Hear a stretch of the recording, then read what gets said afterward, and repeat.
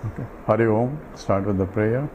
Om Samasta Jana Kalyane Niratam Karunamayam Namami Chinmayam Devam Sadgurum Brahma Vidvaram Vasudeva Sutam Devam Kamsachanura Mardanam Devaki Paramanandam Krishnam Vande Jagadgurum Tvameva Mata Cha Pita Tvameva Tvameva Bandhusya Sakha Tvameva Tvameva Vidya Dravidam Tvameva Tvameva Sarvam Mama Deva Deva Tvameva Sarvam Gurudeva Deva.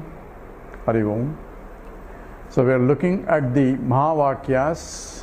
Mahavakya is a statement of identity of Jiva Ishvara Aikyatvam, that is the oneness that pervades both the Jiva and the Ishvara. Oneness is the substantive of the Jiva and substantive of the Ishvara. And the equation Tattvamasi is a statement of Mahavakya, a teaching by the teacher, you are that. You standing for the Jivatma, that stand for the entire universe, that is the Jagat itself. But Jagat is not different from the Ishvara. Since Ishvara himself became many, therefore that includes the Ishvara itself. Therefore, Aikyatvam, oneness or Ekatva Bhavam, oneness, that is equation of you are that. So how can that be possible? Because I am Jiva has the qualities of the Jiva are completely different from the quality of the Ishvara. I am a local guy, I am very finite, and my knowledge is limited, so I am Alpagyaha. That means I know very little bit, and even what I know is smaller and smaller as I become more specialist of a small, narrower entity. So it is infinite knowledge that I can never know, and things that are occurring in the far away from which I won't know. All I know is only where my senses, which are limited, can pervade, and the capacity of senses also keep decreasing as I age also. So all that is I know only through the Pratyaksha Pramana, and also whatever I learned through Anumana Pramana and the Shastra Pramana. Beyond that, my knowledge is very limited, and how can I be Ishvara? Ishvara is Sarva Vyapaka, Sarva Shaktiman, and Sarvajnaha. He is omnipotent, omniscient, and omnipresent also. And therefore, how can I be Ishvara? So this is a blasphemy for many.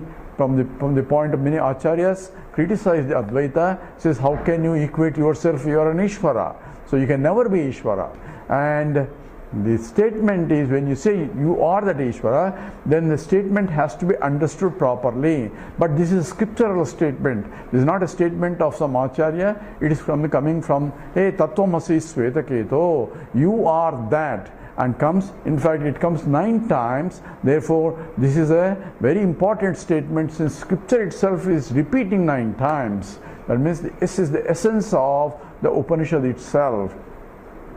When scripture itself repeats, that means we have to pay attention. That means there is something there we have to understand. So the Vachyartham, the direct meaning of the word, cannot be applicable. So therefore, why? Because Vachyartham is I am a Jiva, a local entity, I am this. That's what my concept. And Ishvara is that who created the entire universe. This is Akhanda Mandalakaram, the whole infinite universe itself is creating, and therefore he has to have an infinite knowledge, and he pervades everything. Therefore he is Antaryami, he is the controller of the whole entire universe itself, and I can't do any control of even local one. So how can you equate that? So obviously Vachyartham or Padartham cannot be equated. We enter into the details. We have a Padam but no Padartham, because this is not really a substantive, is not there. That's why the equation seems to be valid, not from the point of Padams but from the Padartham. Padartham is a oneness, that which is pervades the Jiva and Ishvara. So Ekatvam is not from the Padam point. Padam is the name for a form, but the substantive for that is nothing but Brahman only. For that only scripture becomes a pramana. It says, I myself became many. Many includes everything, and everything does not exclude anything, including the self that I am is nothing but the Bhagavan or Brahman only. That means I am existent and I am conscious entity. Both I am stand for I, conscious entity, am existent entity, and aham in cases both sat and chit aspect of it. So prajnanam Brahma, consciousness is infinite. So that which is I am, the conscious part of it, when I say I am conscious entity, the consciousness is infinite. So therefore I should be infinite, therefore aham brahmasmi, the statement. So how does the Ishvara comes into picture? Ishvara is also with the Upadi, Brahman with the Upadi becomes a Ishvara, the Brahman with the local Upadi becomes a Jiva. So it is only the dharmas of the Upadis are different, and that's being pointed out. Nigajyate anyonya viruddha dharmanoho. So know that the opposite attributes only belong to the Upadi and not to the original. So tayor virodoho virodoyam upadi kalpitaha na vastavaha kaschid upadireshaha. This is sloka 245 of Viveka Chudamani. Isasya maya mahadadi karanam jivasya karyam srunapancha koshaha. So upadis are different. The attributes are belong to the upadi and not to the substantive. Substantive is the adhara that supports the whole thing, and that is the padartham. We have only padam but no padartham. Not the padartham is not there. Padartham is imperceptible. Imperceptible because it is pure Brahman which is infinite. Therefore it is imperceptible. Not it is sunyam, but it is a pure existent consciousness entity, that is Satchidanandam, of which the whole universe came, by which it is sustained, into which it goes back. Therefore, one has to understand that the Upadi of the Jiva is Karyam. Karyam is, it is a product of the original. So Jivasya Karyam Srunu Panchakoshaha. All the 5 koshas belong as a product of this Annamaya Kosha, Pranamaya Kosha, the Manomaya Kosha, Vijnanamaya Kosha and Anandamaya Kosha are products of that total Karanam, cause for it, and this Karanam is Upadana Karanam and the Nimitta Karanam, and that is Ishaha, Ishasya Maya Mahadadi Karanam. So Ishaha, the Ishvara, is the Karanam using the Maya as this Upadi. So Ishvara Upadi is Maya and a Karanam for the total, and Jiva is the creator, as the Upadi is the Panchakoshas. So we have to, the Panchakoshas are and the Maya have Viruddha Swabhava in terms of contradictory qualifications. One is all pervading, all knowledge and all Shakti, whereas one is Alpa Shakti, Alpa Jnanam and Alpa pervading. Means localized. And so Jiva cannot be Ishvara at the superficial level, Vachyartham, and therefore what is to be known is you have to reject the superficial attributes of the Jiva and superficial attributes of the Ishvara, because they are Viruddha Dharmaha, and only equate the essence, and the essence is nothing but pure existence and consciousness. Ishvara has to be conscious entity, Ishvara has to be existing. We are not about non-existent God, we are talking about existent. So existent and consciousness is of the nature of Ishvara, existent consciousness is the nature of the Jiva, and from existent consciousness is Akhandam, means unbroken. There is one uniform existence and consciousness, and the scripture says the consciousness is to be infinite, therefore it is Akhandam also, and that has to be understood by Bhagatyagam, or by rejecting Tayor Virodhaha Ayam Upadi Kalpitaha. So this is only Kalpana. This Upadi is only imagination. In reality, it's not really there. from the absolute point, there cannot be any upadhi, because if the absolute point is Brahman and Brahman is consciousness and this upadhi is unconscious entity and there cannot be separate from Brahman. If it is separate from Brahman, Brahman cannot be Brahman. Brahman means infiniteness, and if I have something separate, then infiniteness ceases to be infinite. Therefore, it cannot be away from infinity. At the same time, it cannot be infinity also, because infinite cannot have any separation, and this infinite is not only existent but consciousness. So in consciousness there cannot be unconscious entities. So navastavaha kaschid upadireshah. So eshaha upadhi navastavaha kaschid. It is not really real but appears to be real for the one who is seeing, just as we saw in the dream state. This is, we thought the whole dream world appears to be real for a dreamer, and for a dreamer, dream is not a dream, it is real. Only when he is awakened with the higher knowledge, he recognizes that it was not really real. It's only kalpana. And the same way, I can recognize well in the waking state, using a proper intellect, cognitively I can understand that this is only upadhi is kalpana, so I have to reject it. So in the next sloka 246, eta upadhi parajivayostayoho samyak nirase na paro na jivaha rajyam narendrasya bhatasya khetakaha tayor upahe na bhato na raja. So eta upadhi parajivayoho and tayoho samyak nirase na paraha na jivaha. So this upadhi, so this upadhi means this instrument through which I am expressing myself as a jiva. Ishvara is expressing as a Ishvara. In fact, Brahman expressing as a jiva with the Panchakoshas. Brahman expressing as though, because Brahman point there is no creation. So Brahman as though expressing as an Ishvara through the Maya. See, this is only upadhi Vedas. The difference is only at the level of the upadhi or the instruments of expression or a medium of expression. And when you remove the medium, what remains is the essence, and that is the samyak nirase na paraha na jivaha. If you samyak, all these things, everything that I can identify or objectify is rejected.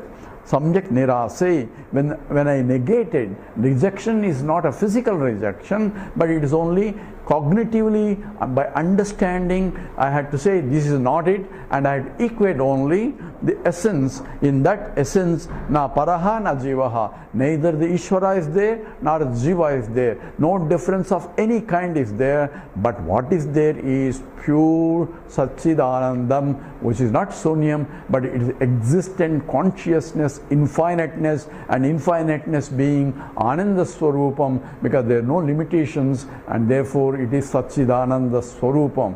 It is the Swarupam, not the attributive knowledge. It is the Swarupam, means its intrinsic nature is what it is. Just as H2O is a Swarupam of water, water is H2O, H2O is water, and that means it is intrinsic structure of the water. Same way, Swarupam of the Brahman is Satchidanandam, Satayeva Chit Chittayahyaham. This is in the Upadeshasara. The Bhagavan Ramana Maharshi says essentially the upadhi is nothing but a vesham, and vesham is costume. I am wearing a costume of a jiva and you are wearing a costume of Ishvara. The total is Ishvara. So, Jiva Ishayoho Veshadi Bida. Only the costume is different. If you remove the costume and go to the green room, you have removed the roles and you are looking at the essence, and only from the essence point, it is nothing but pure existence, which is of the nature of consciousness. So Bhagavan Ramana Maharshi says, Isha Jiva Yoho Veshadi Bhida Sattva Bhavato Vastu Kevalam. From the point of Sattvam, that's point of the pure existence, it is nothing but it is one alone. Kevalam means one alone. There is no two differentiates. It is pure Advaita. So here the examples that he took before, it is Rajyam Narendrasya Bhadasya Ketakaha. So king is different from the servant, but kingness is due to the kingdom that he has, and the servant is due to the service he is doing or the role that he is playing. Tayo rupahe nabato na rajaha. If you remove this upadhi of the kingness of the king and the servantness of the servant, what remains is essentially both are human beings. From the human being there is no difference. So from that point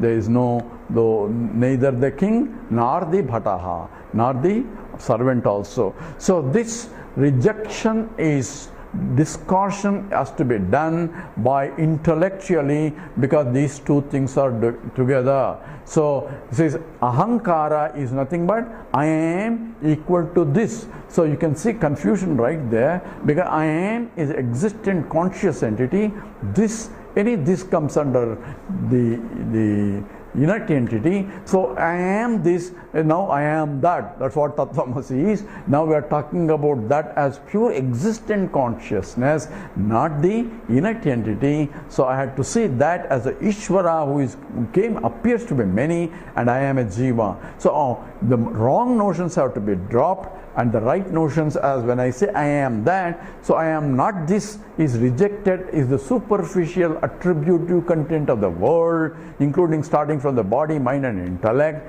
I am not this, but at the same time I am rejecting only in the process the attributive or superimposed attributive, but taking the essence. I'm not rejecting the essence. In fact, I cannot reject the essence. So when I say it's not the ring, it's not the bangle, it's not the necklace, but it is a ring also, it is a bangle also, it is a necklace also. So when I say it's not a ring, at the same time it is a ring also, means what? It's not a ring means the attribute content of the object ring, which has ID, OD, all those, or it is not that, but it is also that because of which the ring is. So existence of the ring is due to the gold itself. In the case of this example, existence of the bangle is due to the gold itself. Existence of the bracelet is due to the gold itself. From the gold point, it is unbroken, pure AU. AU is a symbol of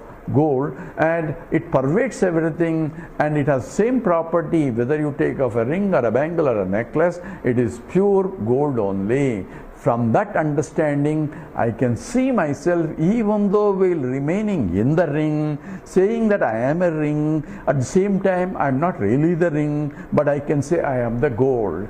That is the knowledge. That means I have to use the ring to express myself that I am not the ring, but I am the gold. That is the knowledge of the ring has to gain through vichara, by inquiry. Because if the ring thinks only I am a ring, I am suffering, and the bangle and the necklace are more lucky, they are so happy, where I am unhappy, all this is only for the upadhis. Upadhis will have problem. Upadhi means the ID, OD, in this case there is no real material there. There is no padartham there of the ring, it's only gold only.